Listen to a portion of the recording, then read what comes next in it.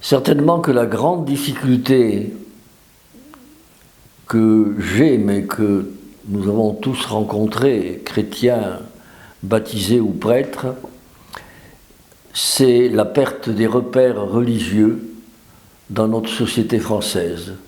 Il y a comme une cassure dans la transmission.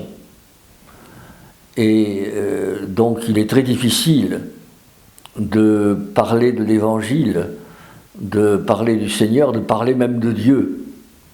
Et je crois qu'en plus de cette cassure de la transmission de la foi, il y a une perte des repères même humains, ce qui est un gros problème.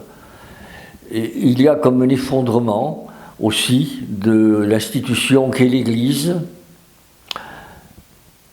Alors évidemment ça c'est le côté sombre, mais il y a un autre côté qui est peut-être moins voyant, moins bruyant, mais qui existe. Moi je suis en admiration devant les laïcs qui se forment, qui se réunissent pour étudier la parole de Dieu, qui suivent des parcours de formation théologique et qui s'engagent dans l'Église au même titre que les prêtres.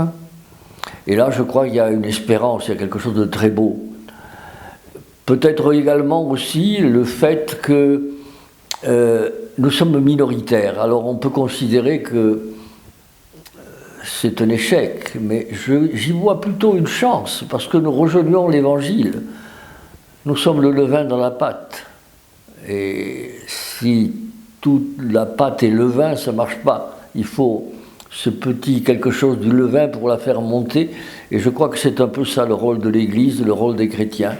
Et c'est pour moi, non pas donc un sujet de tristesse, mais au contraire de grande espérance. Le levain est en train de faire lever la pâte. Et moi je crois, je le sens, qu'il y a quelque chose de beau qui se prépare. Moi je suis un homme du printemps.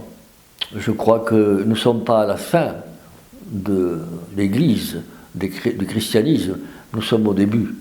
Il y a une nouvelle naissance. Peut-être une époque s'achève, mais il y a quelque chose de neuf qui naît. Et comme on le dit quelquefois, c'est vrai que les murs qui s'écroulent font beaucoup plus de bruit que l'herbe qui pousse, mais l'avenir est là.